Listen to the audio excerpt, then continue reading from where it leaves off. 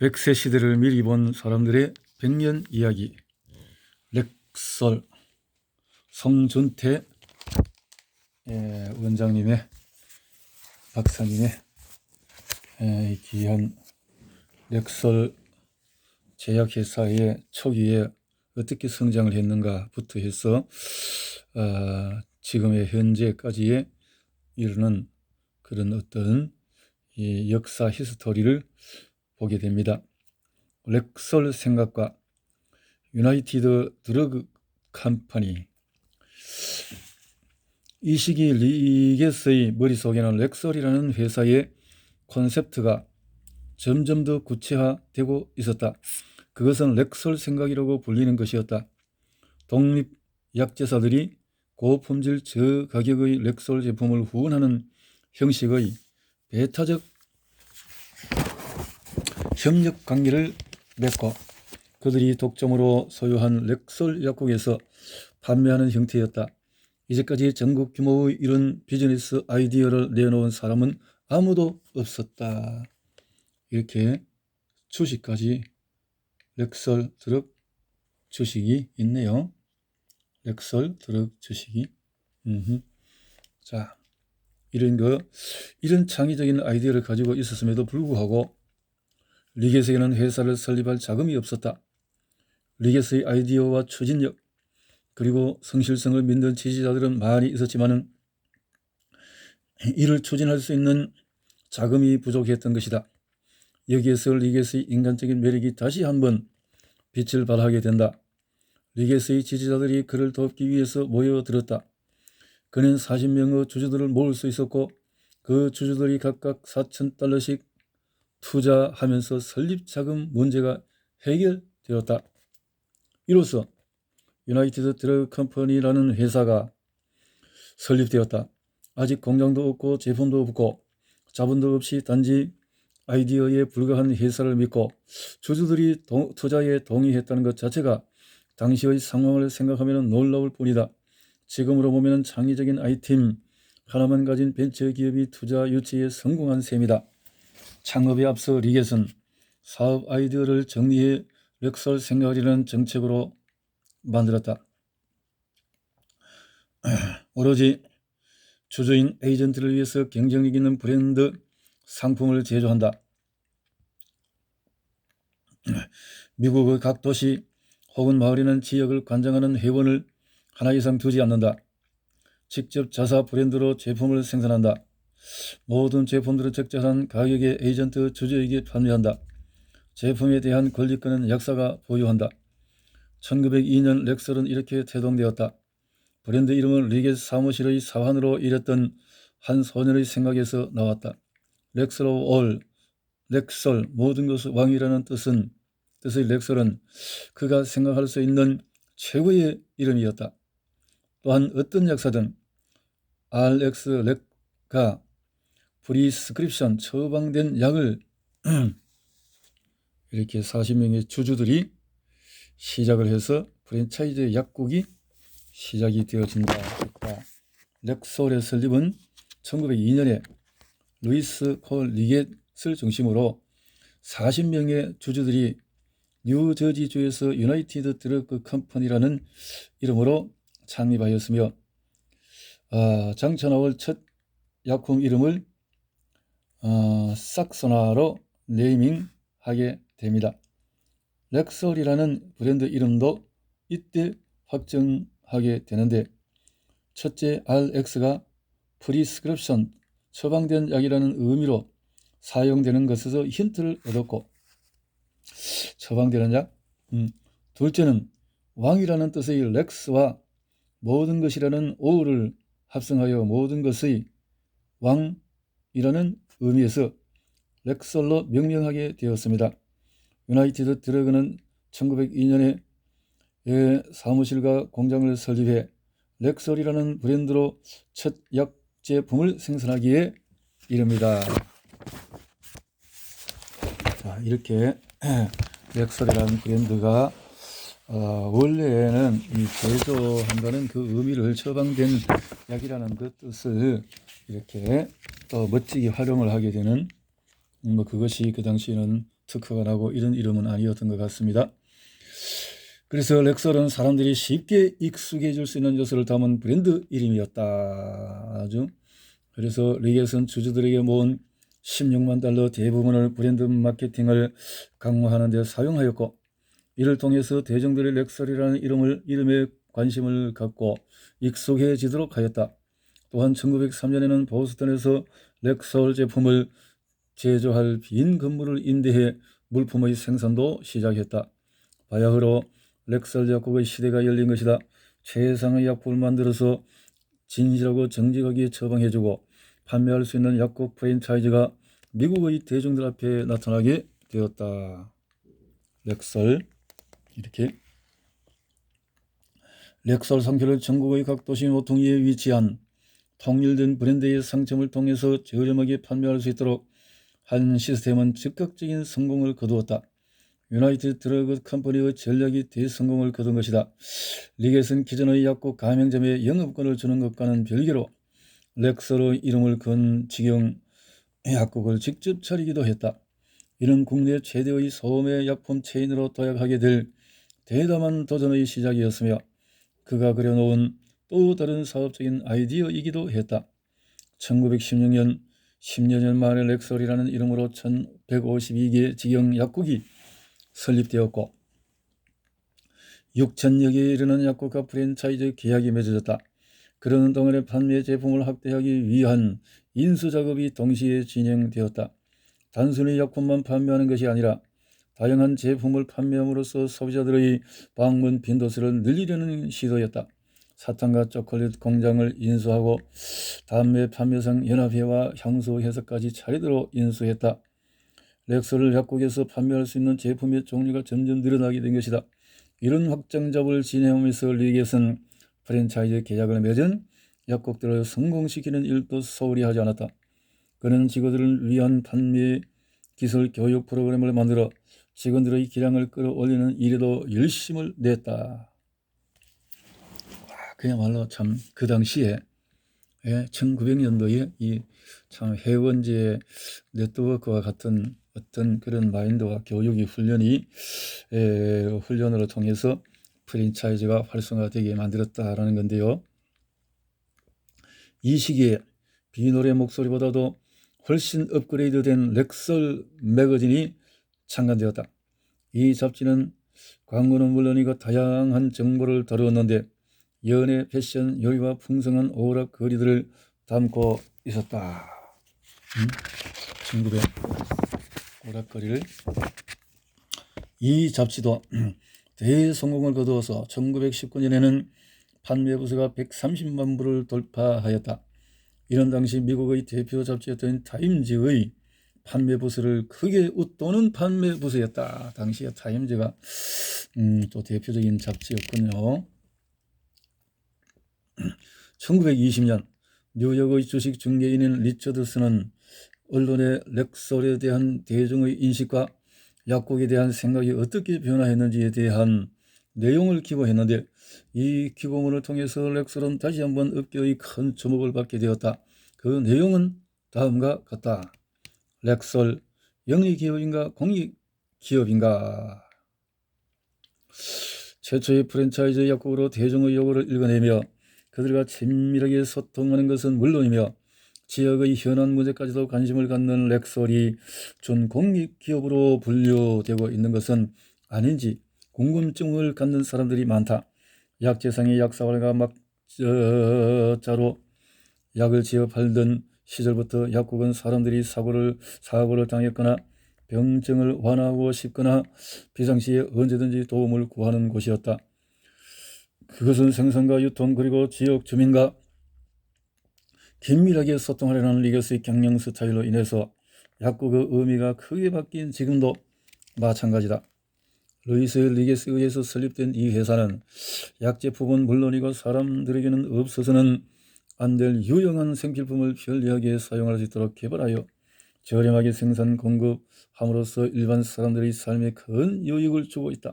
뿐만 아니라 어느 곳에 있는 사람이든지 병이 있을 때에 응급처치를 받을 수 있고 아프지 않더라도 건강과 관련된 정보를 제공해 주어 건강을 지키도록 하고 있다. 주민들이 당장 필요한 생필품을 구하고 때로는 만남의 장소를 제공함으로써 리게스 렉설 약국은 도서관이나 전차 노선과 같은 공적인 장소의 의미를 갖는 공간이 되었다.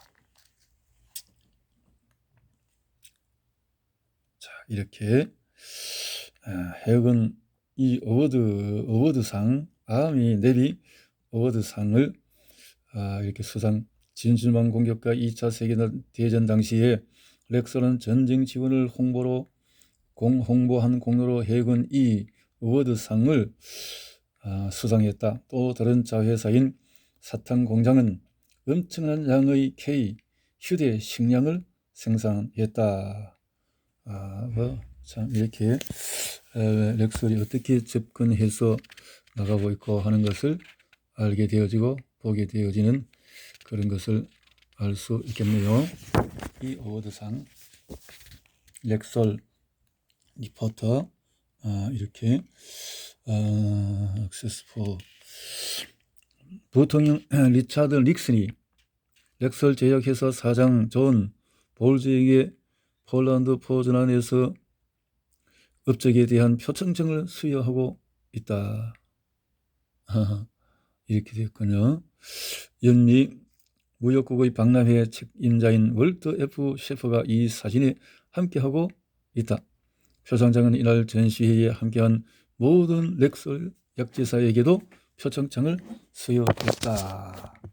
이렇게 닉슨이 이렇게 관계하고 있는 모습이 보이고 있군요. 볼즈가 렉설 리테스 연미 표창장을 받다. 부통령 닉슨이 포전한 박람회 기여에 대한 감사 표창장을 수여하다. 8월 11일에 존 볼즈는 부통령 리차드 M. 닉슨으로부터 폴란드 포전에서 열린 국제무역박람회에 대한 공헌을 취하는 표창장을 수여받았다. 볼즈는 렉설 제약회사와 미국 모든 렉설 약제사를 대표로 수여식에 참여했다.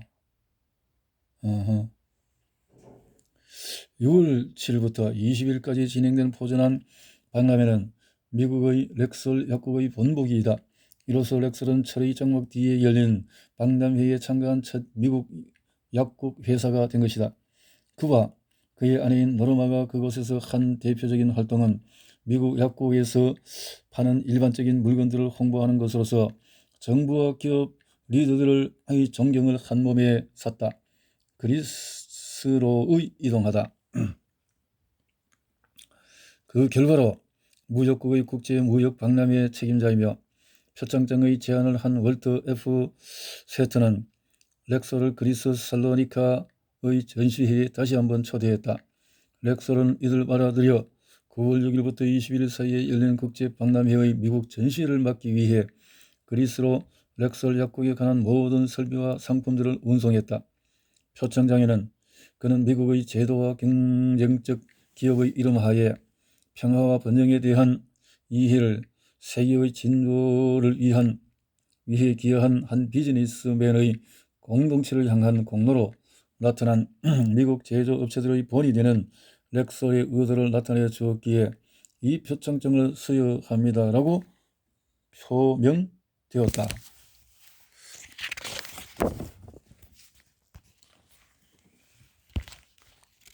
이러한 친밀감은 소비자에 대해서만은 아니었다. 리겟은 약사들과도 특별한 관계를 유지하고 있었는데 이런 렉설 생각의 뼈대는 약사들과의 관계라는 것을 그가 잘 알고 있었기 때문이었다. 이를 위해 그는 약사들과의 편지를 활용하여 친밀감을 유지하였다. 그는 단순한 사업적인 관계가 아니라 서로를 걱정하고 사업의 성공을 비는 친구 관계가 되려고 노력하였다. 친애하는 파트너로 시작되는 리겟의 이 편지들은 회사가 설립되고부터 시작되어 20년이 넘도록 계속되었다. 무려 270여 통에 이르는 진심 어린 내용의 이 편지들이 미국 각 지역에 있는 파트너들에게 전해졌다. 이메일이라는 편리한 수단이 생긴 현대에조차 이런 식의 커뮤니케이션을 통해 소통하는 대기업 총수를 만나기 쉽지 않은 점을 생각하면 리겟이 약사들에게 써둔 애정을 짐작할 수 있다. 그의 첫 편지 내용을 보면 그가 이 편지들을 왜 보냈는지, 그가 편지를 통해서 무엇을 기대하는지 알 수 있을 것이다. 친애하는 파트너에게 비노의 목소리, 연재의 편집에서 손을 뗀 지도 꽤 됐고 여러분과 더 가깝게 다가가야겠다는 생각이 들어 이제부터 2달에 한 번씩 편지로 찾아가고자 합니다. 이제부터 여러분에게 보낼 편지에는 주로 렉설에 관한 이야기가 주를 이루겠지만 여러분이 렉설 이외의 다른 물건도 취급하는 것을 기억하기에 출장을 다니면서 얻은 여러분에게 도움이 될 만한 정보라면 렉설 이외의 것도 함께 보내드리도록 하겠습니다. 여러분이 렉설이 아는 다른 제품을 사도록 하려는 것이 아니라 여러분의 일반 사업에 도움이 된다면 렉설 제품에도 더 많은 관심을 가져줄 것으로 기대되기 때문입니다. 유나이티드 트러그 컴퍼니의 주주들은 파트너입니다. 그렇기에 여러분들은 간혹 총 책임자인 저희의 보고서를 밝게 될 것입니다. 우리가 하는 일에 전국적으로 알려주면서 여러 이야기가 들리는데 우리를 시샘하고 질투하는 사람들이 있는 것에 비해 그렇게 심한 비난은 없는 것 같습니다. 반대로 우리가 지금 하고 있는 광고나 패키지 스타일은 전국적으로 좋은 평판을 받고 있습니다. 광고에 대한 말을 하다 보니 렉설이 하는 일에 대해 좀 더 이야기하고 싶습니다. 많은 분들은 25센트짜리 소화불량 알약으로 우리가 지출을 어떻게 충당할 수 있을지 염려하고 계십니다. 여러분의 경영 간부들의 이 문제를 매우 신중히 다루지 않겠습니까? 우리 운영진들이 렉설이라는 단어를 알리는 데 더 많은 노력을 한 것이 결실을 맺을 것이라 확신하지 않습니까?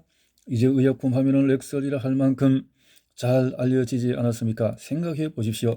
이제 겨우 10주 된 기업이 벌써 이 정도의 인지도를 갖고 있습니다. 10주면은 2달 반이네. 여러분이 소화불량 알약을 얼마나 팔았는지에 집중하지 마세요. 뭐 팔았는가, 얼마나 팔았는가, 이게 집중하지 마세요. 이런데 이렇게 친구에게서 받는 것 같은 느낌의 편지를 회사로부터 받게 될 때 사람들은 회사에 대해서 전혀 다른 마음이 들게 될 것이다. 이 편지들은 사업적인 아이디어를 제시하기도 했고 어려움을 같이 헤쳐나가고자 하는 격려의 내용일 때도 있었으며 때로는 질책성의 잔소리를 담기도 했다. 이 편지를 통해서 리겟은 약사들에게 자신의 생각을 나누었고 약사들은 편지에 대한 답장을 보내면서 소통의 기회로 삼았다. 이러한 친밀한 소통과 감성 리더십의 경영 마인드로 리겟과 그의 파트너들은 동지이자 가족과 같은 충성스러운 관계를 유지할 수가 있었다.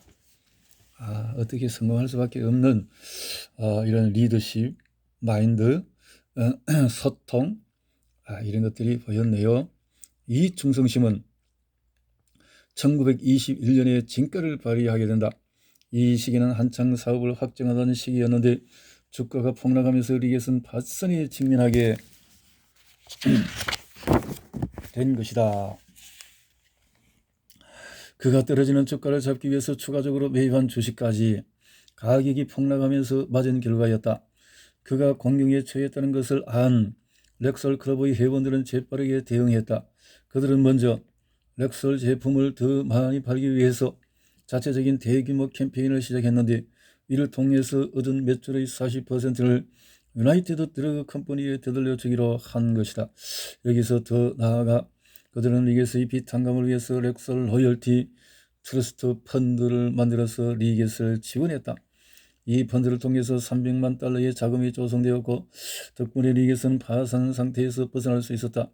이렇게 회사의 경영자의 파산을 막기 위해 주주들이 헌신적으로 도움을 준 일은 미국뿐 아니라 전 세계의 비즈니스 역사를 통해서도 그 예를 찾기가 힘들다. 자칫 렉설의 종말로 이어질 뻔했던 위기를 극복하게 된 것은 그가 평생 동안 파트너십을 가꾸기 위해서 노력했던 결과였으며 파트너. 이 사건은 향후 그들의 관계가 더욱 돈독하게 되는 계기가 되었다. 이렇게 서로가 신뢰하고 믿고 협력해서 윈윈하면서 회사는 성공할 수밖에 없었다. 리겟과 파트너들 사이의 이런 돈독한 관계는 리겟의 오픈된 경영 스타일에서 연유되기도 했다. 그는 회사의 정보를 유리한 것이나 불리한 것이나 파트너들과 솔직하게 공유한 것으로도 유명했다. 그의 간단 일화가 하나 있다. 나는 그를 존슨이라고 칭하도록 하겠다. 그는 큰 사업에서 초짜였다. 당시 그는 어렵고 소도시의 약국을 운영한 정도의 경험밖에는 없었는데 회사의 경영팀에 소속되었다. 경험이 많지 않은 그였지만은 적자와 손실에 대해서도 모를 만큼 어리석지는 않았다. 회사가 23만 5천 달러의 적재 상태라는 것은 본 그는 견딜 수가 없었다. 적자 회사가 달러로 23만 5천 달러 23만 5천 달러면 얼마나 되나요? 200, 200, 2만 근심했다고 말할 부족할 정도였다. 그런 소름이 끼쳤다. 그런 돈이 어디 있단 말인가. 굉장히 힘들었던가 봅니다. 리게시 미팅을 마칠 시간이 순식간에 찾아왔다. 정확한 금액과 사업 상황을 보고해야 할 시간이 된 것이다. 대체 그걸 어떻게 설명할 것인가? 그가 무슨 말을 할 수 있을까? 그가 어려움을 이겨내는 몇 개의 제조가 있다는 것을 알고는 있지만 회사의 회계 장부를 속일 수는 없었다. 존슨은 풀이 죽은 채 자리에 앉아서 리겟이 말한 후에 닥쳐올 폭동을 기다리고 있을 수밖에 없었다.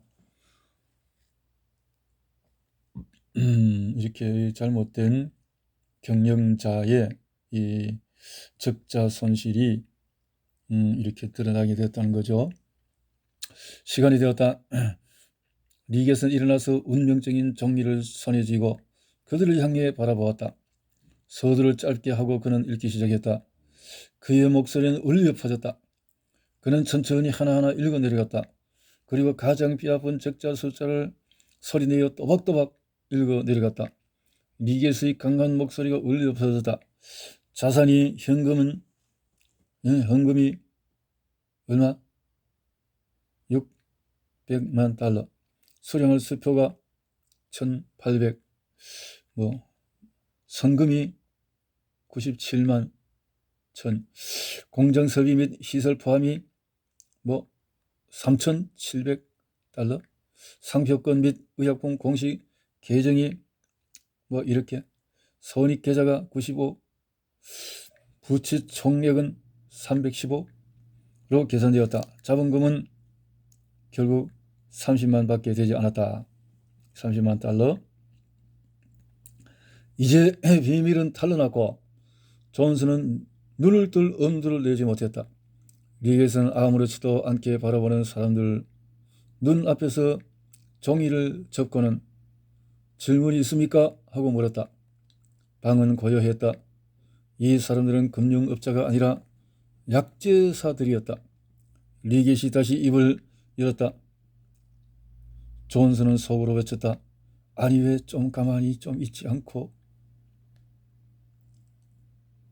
하지만 목소리가 다시 울려 퍼졌다. 이해 안 가시는 부분이 있다면 다시 설명해 드리겠습니다. 긴 정적이 흘렀다. 그리고 미팅이 마무리되었다. 존슨은 옆에 있던 옆문으로 재빨리 빠져나갔다. 리겟은 그곳에서 존슨의 팔을 붙들었다. 이 손 놓으시죠. 존슨이 중얼거렸다. 자네 왜 일어나? 리겟이 진심으로 놀라물었다. 어디 가는 건가? 왜 이러냐고. 존슨이 불같이 이야기했다. 방금 무서워 죽을 뻔했다고요. 세상에. 리겟이 소리쳤다. 지금 우리가 하는 일은 미국에서 가장 거대한 일이고 이것을 가지고 속이면 안 되는 것을 모르는가? 속인다면 우리가 하는 모든 것이 물거품이 되어 버리네. 속인다면 우리가 하는 모든 것이 물거품이 되어 버리네. 그렇죠. 이 잔머리, 잔깨, 소탐, 델실 이렇게 해서는 절대 회사를 성공으로 만들 수가 없다. 그 말인데요. 그러니 무슨 이 경영을 하는 데 있어서는 담대함과 이런 것도 있지만 정말 이 진실된 성실과 진실이 이게 무엇보다도 가장 정직한 것이 무너져 버리면 협력이라는 것은 끝장나 버린다. 이런 것을 여기서 아주 크게 보게 되어지는군요. 리겟의 천재적인 마케팅과 정체성이 뚜렷해진 제품들, 그리고 전국적 광고 효과로 인해 렉솔 약재사들의 수익은 점점 늘어갔다. 리겟이 시작한 이 구조는 수십 년간 지속되었고 렉솔 브랜드는 이보다 더 오래 갔다. 온 미국의 건물에 오늘날까지도 여전히 밝은 주황과 파란색의 렉솔 제약 광고판이 남아있는 것은 바로 그것이 의미하는 상징성과 브랜드에 대해 품었던 애정 때문이다.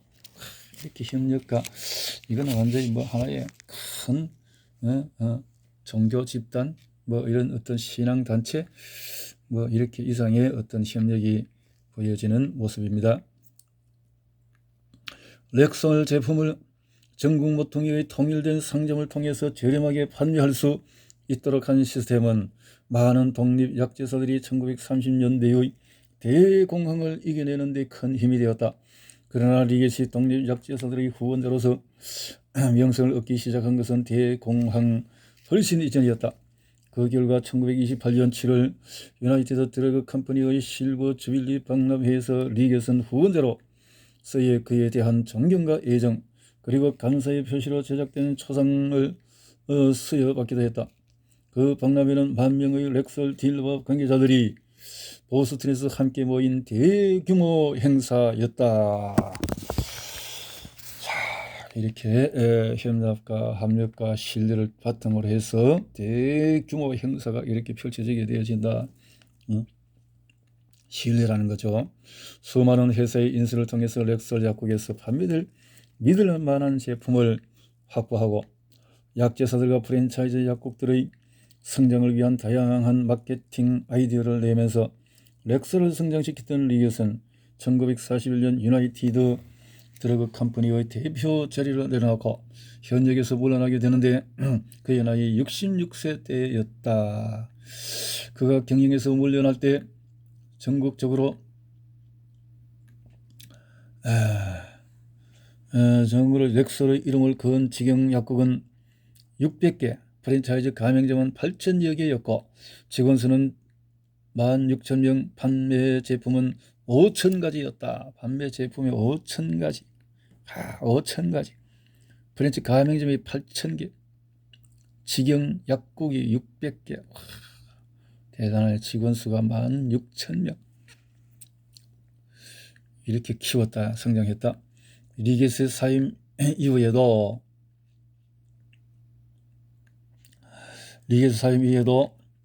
렉솔은 성장을 계속하여 미국뿐만 아니라 영국에 약 2,400개, 캐나다에 약 1,000여 개, 그리고 프랑스와 아주 멀게는 우간다와 남아프리카의 시몽봉에서도 볼 수 있을 정도로 많은 약국과 세계 90여 개국의 상표를 등록하며 세계적인 기업으로 성장하게 된다.